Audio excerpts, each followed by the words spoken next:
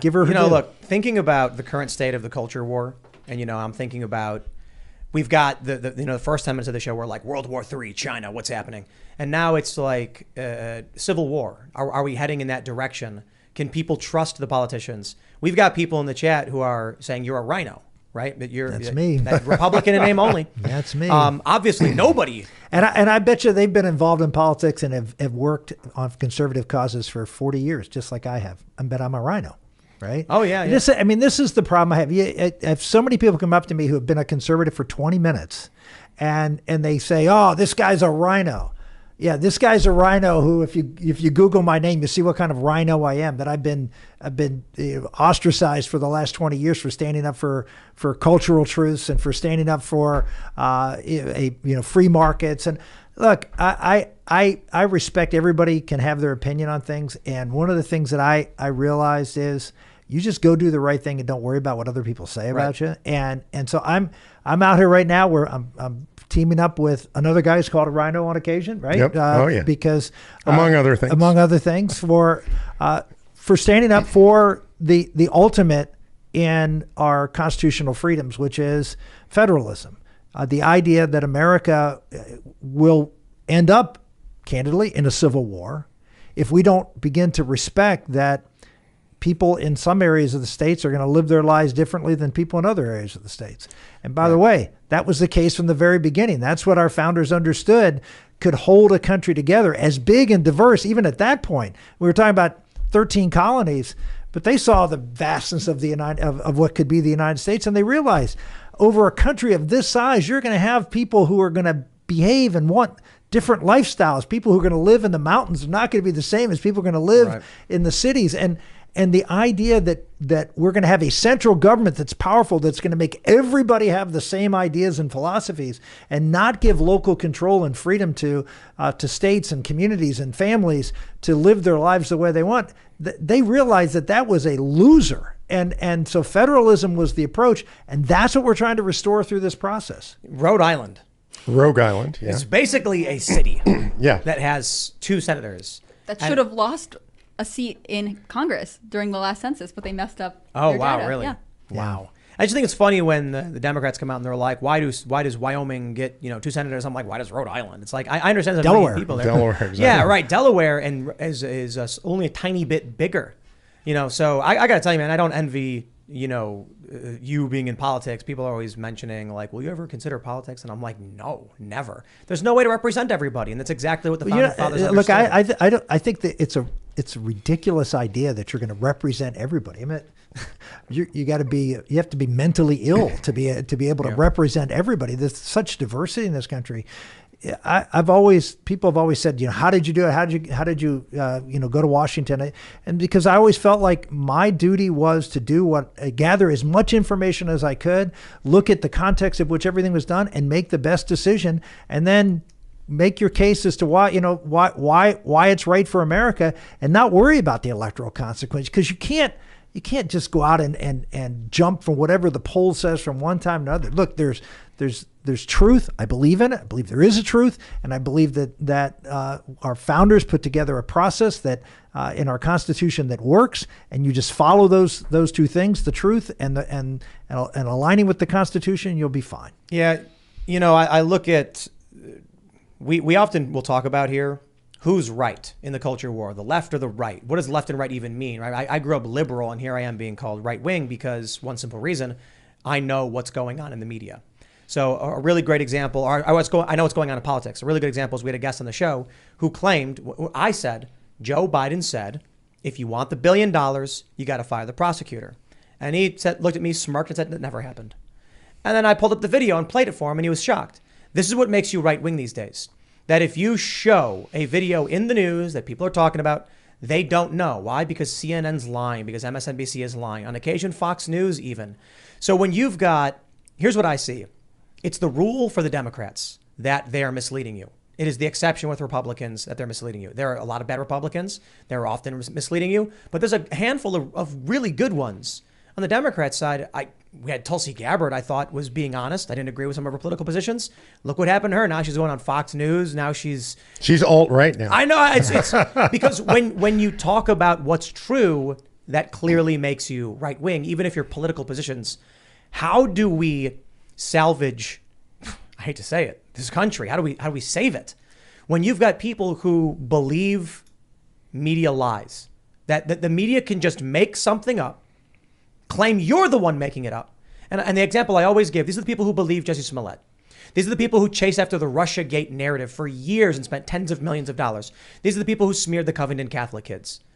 Clearly, they got a track record of being wrong, but there are people who just never break out of those lies. How do you do it? Especially when we're talking about for you, or anyone else who's in office, you're showing up and you're like, okay, that's not true, Nancy. The thing you're saying about Trump didn't happen. Why do you believe that? And then she votes on something based on a fabrication. They vote because Jussie Smollett said something. The only thing you can do is continue to fight and tell the truth. I mean, that's all you have. And I would make the argument, look at this show as an example. I got involved in politics a lifetime ago. I was first elected to Congress in 1990. I was 32 years old. And the only way I could ever get the truth out was to buy an ad. Talk radio didn't even exist. Rush Limbaugh was just getting started back then. Everything was whatever the newspaper or the television said. And there weren't cable news networks even back then. So all you had was the national media and then your local media. And if you had a dissenting voice, you either had to run a campaign and buy ads, or you had to knock on as many doors as you could. So the idea that we are powerless to fight against these lies, you're a case in point where that simply isn't true. The reality is we have more opportunity to get our point across today than we've ever had. Now, they have more opportunities to get there because there's more media generally. The bigger problem we have is not that we can't get our message out. It's how do you talk to people that don't agree with you? That's the problem. The problem is we're siloed. Everybody just gets, information that agrees with their point of view, and they discount to the point of not believing anything that comes from people that they don't agree with. It's true, but it is the rule on the left and the exception on the right. There's a decent amount of people on the right who believe fake things and they just look for tribal answers. Yep. But on the left, it is the rule. It's a way of life. Yeah. So, for instance, because they don't believe in truth. Correct. Let's just get to the bottom line. I completely agree. They believe in they have a relativism point of view. My truth. It's my truth, and whatever they think is the truth. And conservatives, by and large, not all, because we have some iTruth folks on our side too, but overall, I think you're right. It's the exception. Yep. We believe there is a truth, there is a right and wrong, there is reason, and through reason you can come to a conclusion. They don't believe that anymore. It's how I feel. Exactly. It comes. I always go ahead. I was going to say they don't believe in truth. They believe there is no truth but power. Correct. That's it. Which actually, the roots of it, even in our modern culture today, come from Marxism. That is the core ideal of Marxism. And ultimately, one of the things that Marxists do, and they've always done throughout history, is if you can control what people say, you can control what they think. If you can control what they think, you control reality, essentially, and you're in total control then. This is the ultimate aim of totalitarianism, and ultimately, that is the aim of the modern Democratic Party. And that's why you see a complete effort to redefine everything, to make words mean nothing. Didn't they redefine the word definition? That may have been a meme. Do you know what the people's mic is? What there's a reference to? No. During Occupy Wall Street, this probably predates Occupy, but this is when I first encountered it. You're not allowed to use electronic voice amplification in New York. So what we're going to do is when I say something, everyone repeat it back at me so that everyone can hear. Then the speaker stands up and says, mic check. Everyone yells mic check. And then they'll say something that the entire crowd repeats. Now, anybody who knows anything about cults knows that that's a cult indoctrination technique. I remember the videos. Right. And the videos are insanely creepy. There's one where I posted on Instagram where everyone's sitting with their hands up and there's someone chanting like, Black Lives Matter is good, and everyone just repeats it after the speaker. It's like and this is with amplification. So we're no longer in the space where we need to lie and claim. We're just trying to make people sound louder so you can hear what they had to say. Now they have the speakers, and they're still doing the same thing because making you say something over and over again and drills it into your brain. I think we're dealing with a cult, and their counter is projection. They say the right is projecting on us. And then it's like, bro, you believe Jussie Smollett. Spare me, okay? Well, the Trump people are in the Q cult. And I'm like, that's like 10 people, okay? In all seriousness, there's maybe a few thousand, maybe tens of thousands. But we're talking about 74 million people who voted for Trump. They don't believe that stuff. These are people who work in, union steel mills or whatever. They don't believe all that crazy nonsense. Some of them do. And those are the ones that Comedy Central puts on TV. But when you go to the left, these are the prominent million subscriber channels pumping out nonsense, misinformation, and lies. Rachel Maddow nearly crying when the revelations that Trump didn't collude with Russia came out. I mean, did you see the video? Oh, yeah. I do think that's the fundamental difference. You just nailed it, which is they'll pick the fringe on the right and try to make them mainstream. Mm-hmm. But the fringe on the left are the mainstream politicians, the mainstream media figures, the Hollywood figures.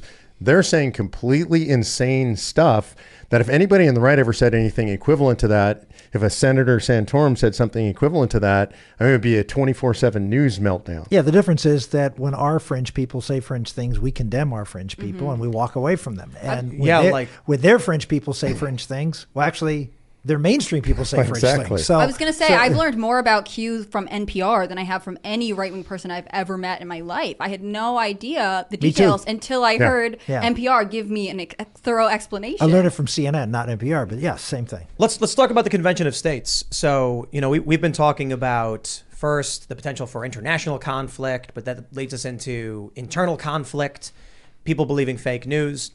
We've got a problem in the federal government. People aren't feeling like they're being represented. There's a lot of people who wonder if a convention of states, Article 5 Convention of States to amend the Constitution, I think? Yep, that's exactly right. Let me pull up this story from Business Insider. This is Business Insider.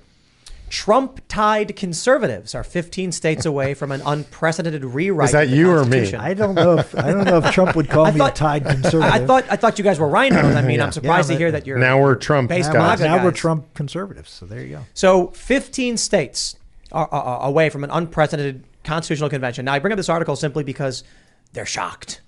They're worried. There may be constitutional amendments at the state level. I think it's fantastic. So what is this?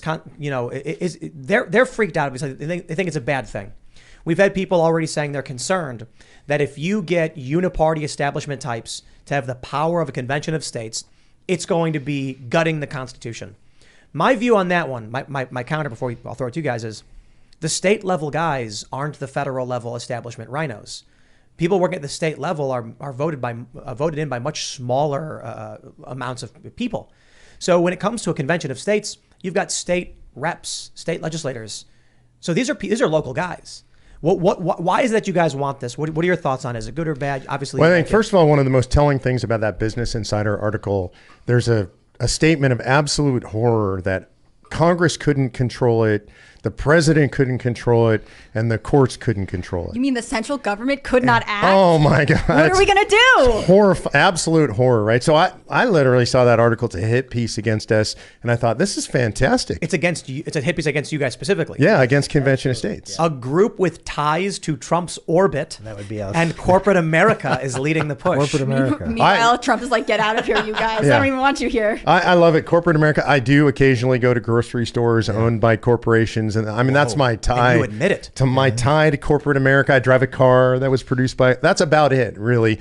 This is a grassroots group. There are over 5.2 million people involved, just regular folks all over the country. They're actually in every single state legislative district in the United States of America. And I understand why the establishment is terrified of this. And by the way, there's plenty of establishment on the right that is terrified of this too. They don't want us taking their power away and giving it back to the people. That's the entire purpose of this. The founders intended it for right now. This gets in the Constitution in 1787. Colonel George Mason from Virginia stands up 2 days before the end of convention. He says, this is terrible. We drafted a document, doesn't give the power to the people to propose amendments, but we gave that power to Congress. And he asks, are we so naive that we believe that a government that becomes a tyranny will restrain its own tyranny. Wow. Got to give the power to the people, right?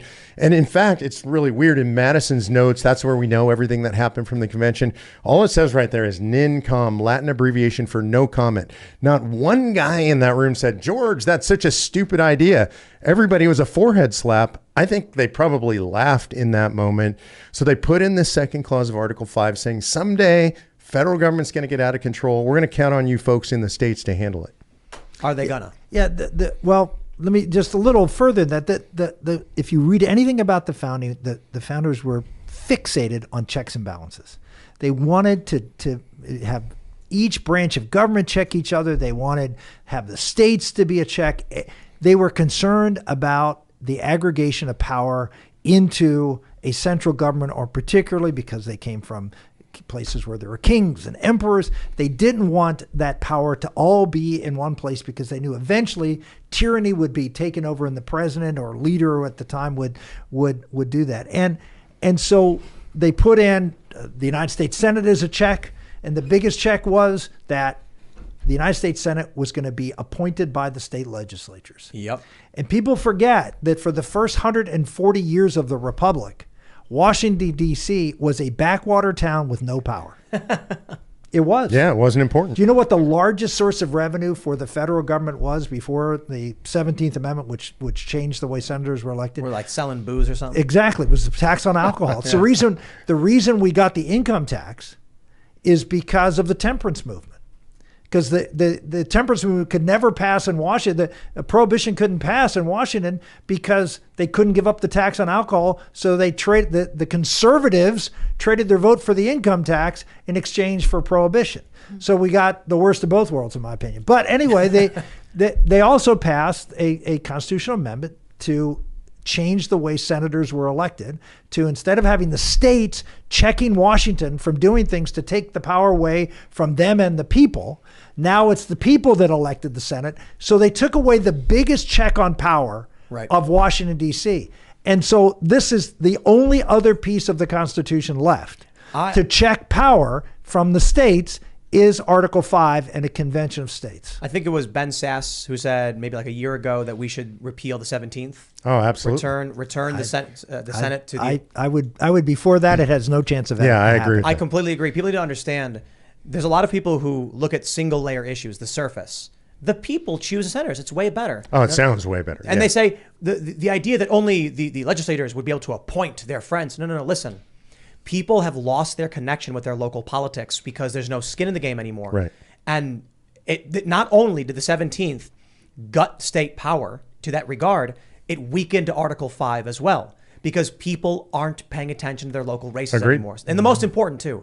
So I'll throw it to, for one, I when I first heard him say that, I was like, what? Why would you want that? I mean, the initial idea was that better men would appoint senators, and that sounds pretentious and elitist.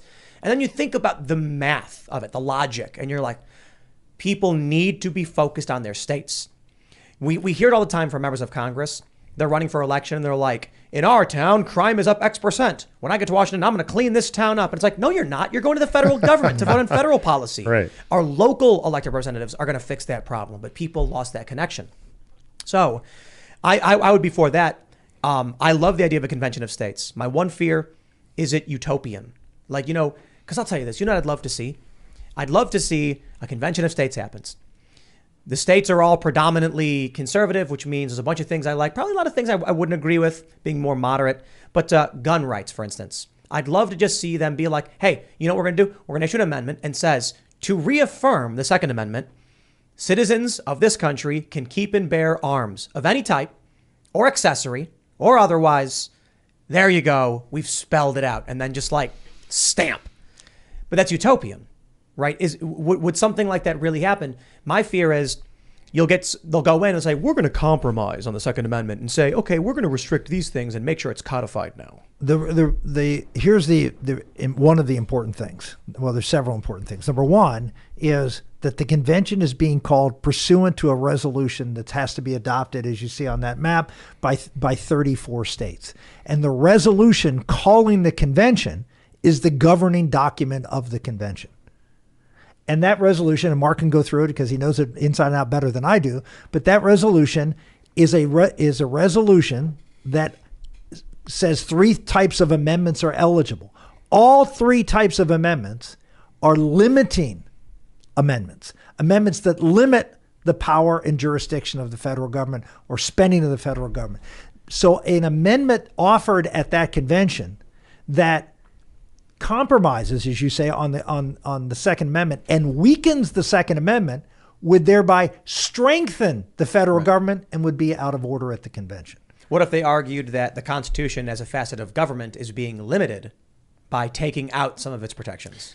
The application, the resolutions themselves specifically say that they're intended to limit the scope, the power, and the jurisdiction of the federal government. So if it's not taking power away from the federal government and returning to the people, it would be what's called non-germane in legal terms. And I want to address something much more practical than that. It's important that people understand. I hear that people are afraid of convention. Convention is a place to get together, have a debate, and make some suggestions. Now, I can tell you in my entire adult life, I've never had anybody say, hey, I'd like you to go to a meeting. We're going to sit around a table. We're going to make some suggestions. And my response was, oh my God, that's so terrifying. Please don't have a discussion. Because what comes out of convention has to be ratified by 38 states. And I'd throw this out to your people who are watching the podcast right now that might be worried about this. I've said this to literally millions of people on the air. My personal email address, mmeckler@cosaction.com. If you're concerned about this, then just in layman's terms, send me the amendment you're worried about. And on the bottom of that, list the 38 states that'll ratify it. And the answer is, I've offered that to millions of people. I've not received an email because it's impossible. We talk about the Second Amendment. Today, there are actually 24 states in which you can carry your handgun in the Capitol. I know I've done it in most of them. There are 14 states where you can take a loaded AR, sling it across your back, and sit in the gallery and watch the proceedings. It takes only 13 states to stop any amendment. Are you telling me we can't get 13 states to limit or to stop an amendment to do anything to the Second? It makes no sense. I'm for a convention of states for one simple reason. This ain't working. Exactly. Like we think we're going to elect these people. Nancy Pelosi, she can't lose. She even said, she held up a glass of water and said, you put a glass of water in my or AOC's district and you put a D on it, it's going to get elected. That's true. Yeah, something's got to change. Something. The reality is that we know where America's headed, and it isn't a pretty place. We are seeing more and more centralization of power. We are seeing our freedoms being violated. We are seeing our culture becoming more and more woke. And the reality is, and let's just, even the biggest reality, we're $31 trillion in debt. I mean, just a few years ago, we were like 6. And all of a sudden, we're like $30 trillion. And by the way, we're looking at 40, 50. At some point, this house of cards falls apart. And we're sitting here saying, well, we'll trust Washington to fix that. Does anyone actually believe they will fix it? No, no one does. So what are you afraid of? Are you afraid of a group of legislators getting together and offering up proposals? Because again, you read the constitutional language. The convention can propose amendments. That's it. Shall call a convention for proposing amendments. That's the quote from Article 5. So they don't ratify anything. They simply offer up suggestions that go to the states for ratification. And do I think we'll have dramatic changes at this convention or proposals that will fundamentally change the Constitution? Probably not. Because it's going to be really hard to get 38 states to ratify anything. But the fact that we would actually call a convention of states and have a national discussion. I mean, imagine if next week or next month, a convention was being called and having all 50 states send delegates to propose amendments to the Constitution. Everybody would be talking about it. It'd be amazing. It'd be on the front page of every paper for months. We would have groups arguing and forming to propose amendments and get behind amendments. We'd have actually civics taught in our schools about what the Constitution is, what rights actually are federal rights, what rights are state rights, where are they better situated.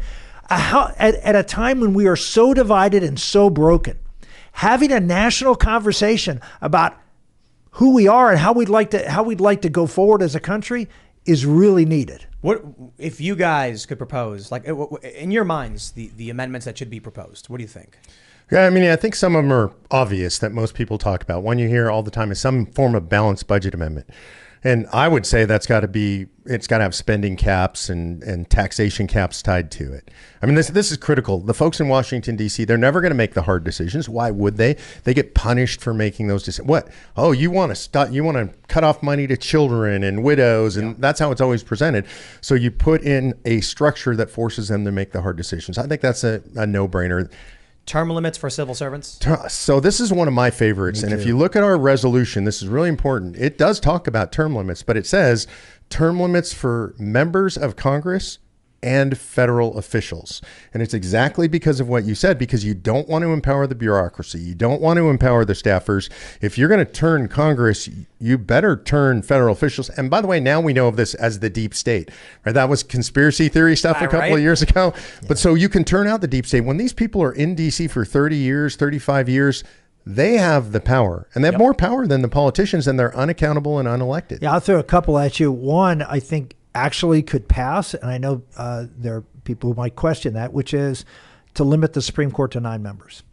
And certainly every Republican would vote for it, every Republican. But look, there are some fringe people on the Democratic side who are for court packing, but the vast majority of Democrats out there across the country realize that if we start this game of the Democrats adding 4 and then the Republicans adding, it's a zoo. And so putting that in the Constitution would be, if that's the only thing that comes out of the convention, that actually, and it would, there's no question that will come out of the convention. If that's the only thing that happens, that would actually be a good thing and a stabilizing thing, something we can all sort of agree on. Mm-hmm. And by the way, having something that we can all agree on that's a big deal is good for a country every now and then. We don't see it happen very much. The other thing I think too, the point you guys made about the 38 states is that these are conservative states that are gearing up towards this. It's not like New York. 31 of the 50 states right now, the legislatures are controlled by Republicans. That's going to go to at least 32 or 33 this year, and maybe more. And with Virginia, which is one house is controlled by Republicans, one is one short in the Senate. You could have 34 states controlled by Republicans, and if that happens, we need 34 states to get to a resolution passed to have this convention called. We could have this convention called in a year or two. But you'll need 38 to ratify it. But again, I'd love to see, like I said, I'd love to see the court packing thing, and I'd love to see, for example, the federal government shall play no role in primary and secondary education. And you'd say, well, that'd have no chance of passing. I don't know. If I'm Connecticut or California, I don't want Donald Trump or Rick Santorum coming into Washington, D.C. telling me how to run my schools any more than if I'm in Alabama, I want Joe Biden telling me how to run my schools. So you'd be surprised. Remember, these are state legislators, not congressmen and senators. You'd be surprised how many legislators would say, you know what, we don't want the federal government telling us what to do. So don't be surprised that there will be more things that could limit the power of the federal government that actually could be adopted, even when you need 38 states to do it. Let me give you a real easy one that most people don't talk about. It's called a single subject amendment. A lot of states have this. And people are furious. You get these omnibus bills. They're 2,000 pages. That no one has read. No one could read them, to be realistic. And honestly, if you've ever tried, what you would find is there's so many references to other statutes and portions of nobody can understand them, right? Yeah. So a single subject amendment says one thing per bill. And the American people, if you ask them, it's 99% of the American people would say, yeah, absolutely, we can ratify that easily. Yeah. I wonder, how is it that we get this omnibus spending bill? It's like 5,000 pages. Who writes that? And why do people vote on it? I mean, you've got experience there. Well, every year the Congress is supposed to pass 13 bills to spend the money. And what happens is that takes a lot of time, and it takes a lot of time on the floor of the House and Senate, and they don't want to spend all the time talking about those things. So in the end, they put it up all into one bill. It's called an omnibus bill because they didn't pass all the 13. They may have passed 2 or 3 of them. But there's like random weird stuff thrown in these things. Look, it is a process by which you have to get 218 votes in the House and 51 votes in the Senate, and or more, in some cases 60 votes in the Senate. So what do? You horse trade.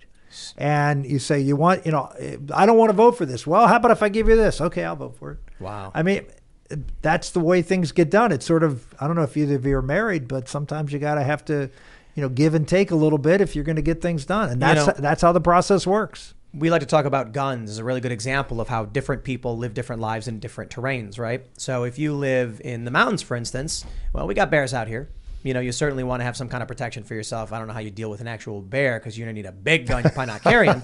But a raccoon or a fox, right? Maybe we've had raccoons out here, and, you know, you don't want to be chased by one. Should it be ravenous or whatever, you know? Coyotes, for instance, and the chickens. You live in New York City. I get it. You don't want a gun, you know, and then people are shooting each other. Fine.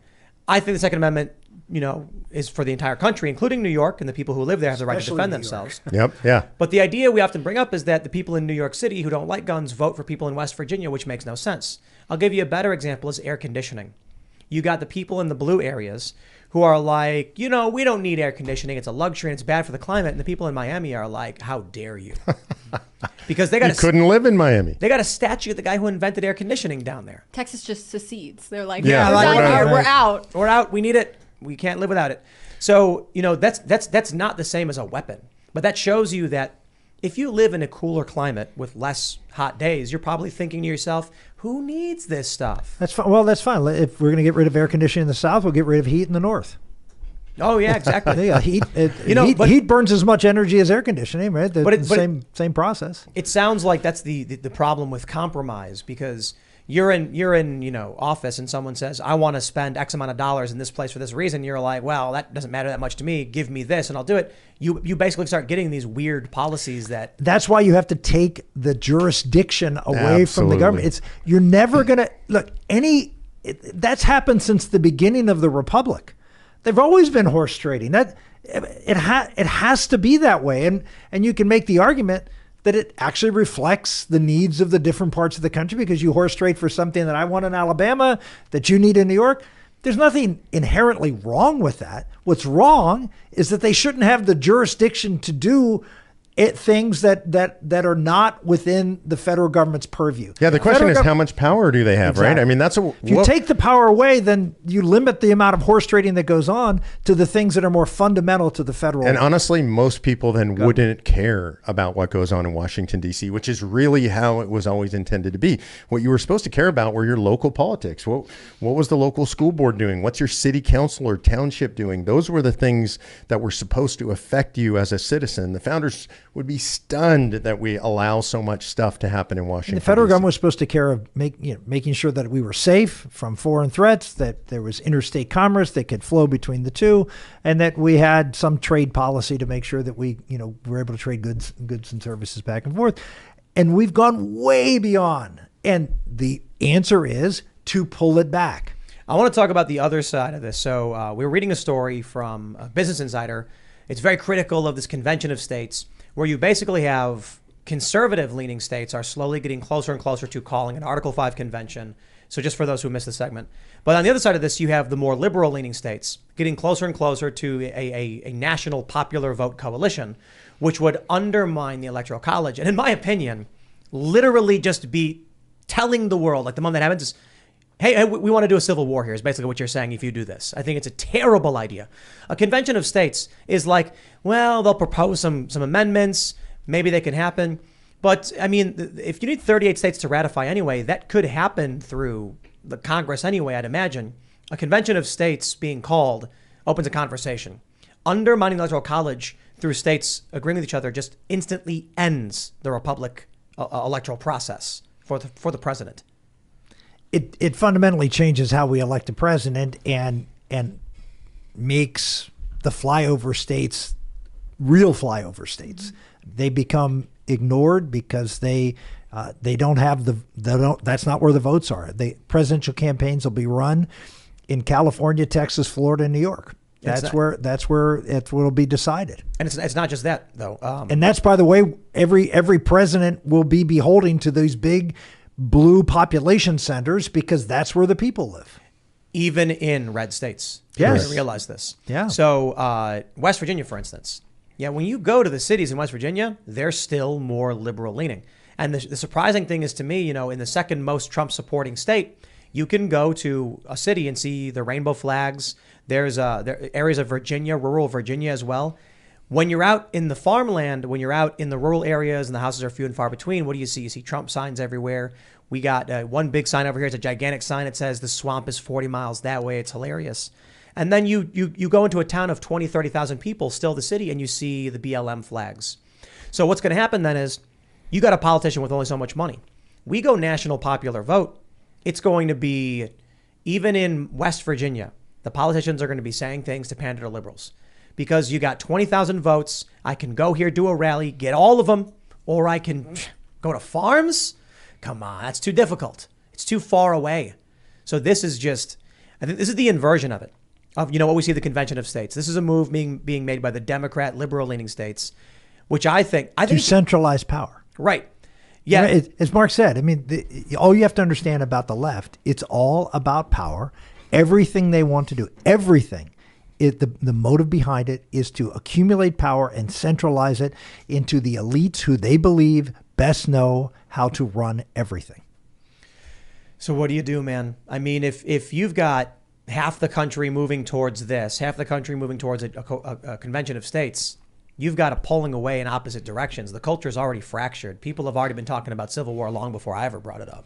I think the Convention of States is actually the antidote to a civil war. I think you're right. I think this country is increasingly divided, increasingly distrustful of the other side. Not just distrustful, you're about right hatred of the other side. They believe that they have bad motives and want to hurt them and harm them. That is